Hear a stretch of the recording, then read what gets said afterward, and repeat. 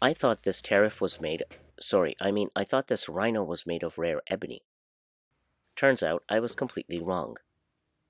And after years of ignoring it, I'm finally fixing it, one broken piece at a time. Stay tuned.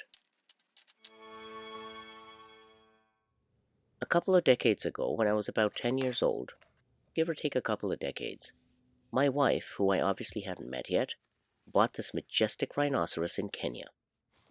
Now, at the time, I had zero interest in woodworking, art, or really anything that didn't involve snacks and video games.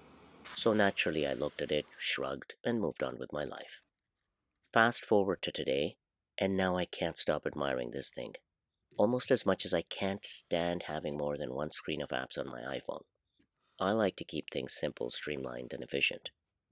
Kind of like how Canada wishes its trade agreements with the US would be straightforward, no nonsense. Less chaos, more cooperation, maybe even a trade deal that doesn't feel like it's being held together with wood glue and wishful thinking. Anyway, back to the rhino. This rhino is supposedly made from African Blackwood, a tree so fancy that it goes by multiple names. Some call it ebony, some call it finest wood for carving. I call it too expensive. It's a dense, slow-growing tree with a smooth texture. This wood is so rare that conservation efforts are in place to protect it, so if you want to learn more, I'll drop a link in the description. Unfortunately, this poor guy became an innocent victim of my kids and me casually horsing around the house. Yes, I was involved. No, I don't regret it. And yes, I should have known better. It took a nosedive off the mantle, and because it's heavy, it shattered into pieces. For the past few years, it has been sitting in my garage collecting dust and silently judging me.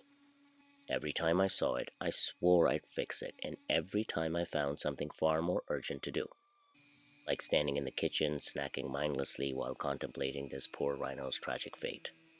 But this winter, I finally decided enough was enough. It's too cold outside for big projects, so I'm tackling this one. The plan? Sand it down as smoothly as possible without destroying its details. The challenge? I'm lazy and don't want to spend hours hand sanding, so I'll be using my orbital sander and the Dremel tool to restore any details. Will this work? Who knows, but it'll be entertaining to find out. First surprise of the project, turns out this thing isn't just painted black, it's actually black and white ebony. For a second I thought we had a classic case of tourists got scammed, but nope. I'm confident it's the real deal because the legs, horn, ear, and tail I just glued back together are all solid black on the inside. So crisis averted, my wife still has impeccable taste, and I don't have to awkwardly break the news that we've been displaying a fancy painted decoy for years. Finally, I'm giving it a stable platform to sit on, a color that I think will complement this newly revealed black and white ebony beautifully. That way, it won't topple over again, and I won't have to keep gluing it back together. Kind of like how in life we all need a solid foundation, whether it's a country, a business, or even just personal growth. Having a strong foundation makes all the difference. Otherwise, we're just fixing the same cracks over and over. And honestly, this got me thinking. This rhino is a lot like our financial lives. Without a solid foundation, things get shaky. I've been there, times when money felt unstable, when I was just patching up problems instead of fixing the root cause. Maybe you have too. But just like this rhino, financial stability comes from building a strong base, not just reacting when things fall apart. So whether it's your savings, your investments, or just having a plan, the goal is the same. Set yourself up so you're not constantly gluing things back together. Because trust me, fixing it over and over is way harder than building it right in the first place. And with everything going on right now, it's hard to predict how this will shake out on either side of the border. It's the kind of uncertainty that could have us all scrambling to adapt, whether we're ready or not.